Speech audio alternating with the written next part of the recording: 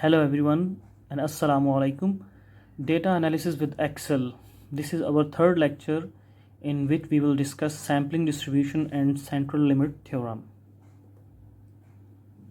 What you will learn from this lecture: meaning of population and sample, meaning of sampling distribution, practically what we do in sampling distribution, central limit theorem, and T distribution.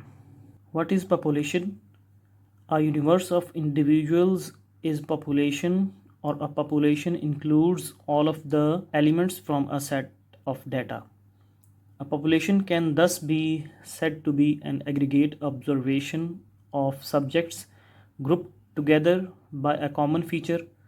We are interested in measurable characteristics of those individuals, that is parameter.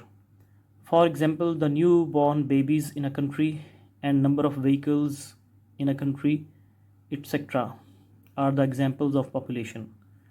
What is parameter? Parameter is the numerical value calculated from population. For example, population mean and population standard deviation is mu and sigma respectively are the population parameters. What is sample? A representative group selected from the population is known as sample. We measure their characteristics, that is statistic. For example, newborn babies in a city and number of vehicles in a city, etc., are the examples of sample. From sample statistic, we infer the population parameter. And what is statistic?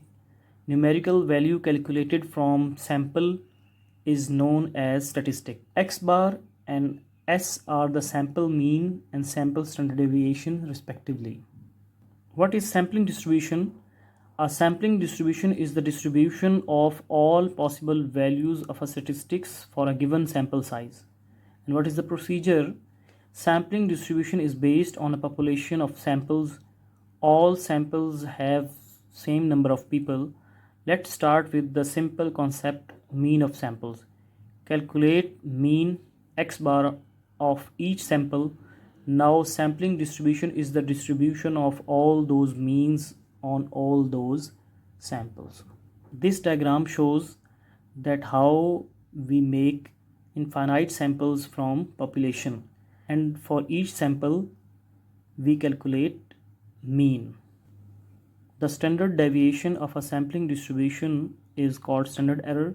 Its formula is sigma x bar is equal to square root sigma x bar square into f of x bar minus summation x bar into f of x bar whole square. What we should bear in mind that practically we never calculate or actually create a sampling distribution because that would take an infinite amount of effort. What we do, from one sample and some additional statistical knowledge, we can find the parameters from the sampling distribution. This helps us to calculate probability and thus to create estimates, parameters, and to test hypotheses. So what is the procedure? Step number 1, calculate a statistic from the sample data. Step number 2, compare the statistic to the sampling distribution of statistic. Step number 3, for parameter estimation, set upper and lower boundaries for parameter estimate. And step number 4, for testing hypothesis, find the probability that the null hypothesis explains the sample data. What is central limit theorem? If n is greater than or equal to 30, that is sample size is greater than or equal to 30, then the sampling distribution of the mean sample statistic is approximately a normal distribution even if the population is not normally distributed. In this case, the additional statistical knowledge is central limit theorem. Or if the population is normally distributed, the sampling distribution of mean is normally distributed, whether n is less than 30 or n is greater than or equal to 30. Properties of sampling distribution of sample mean.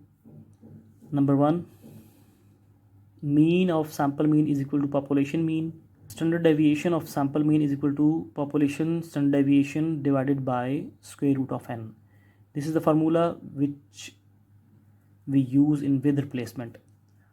Sigma x bar is equal to population standard deviation divided by under root n multiplied by square root capital N minus small n divided by capital N minus 1, and this is the formula we use in without replacement, where capital N is population size and small n is sample size. What is t distribution? The t distribution, also known as the student's t distribution, is a type of probability distribution that is similar to the normal distribution and it's bell shaped but has heavier tails. T distribution have a greater chance for extreme values than normal distributions, hence the fatter tails. The t distribution is continuous and symmetric about the value t is equal to 0, ranging from minus infinity to plus infinity with n minus 1 degrees of freedom. If we compare normal distribution and t distribution, we can say that central limit theorem is powerful but limited in the real world because CLT, that is central limit theorem, depends on population parameters, and we really know enough about a population to know its parameters. We use x bar and s, that is sample mean and sample standard deviation, to estimate mu and sigma, that is population mean and population standard deviation. So we follow t distribution close to normal distribution.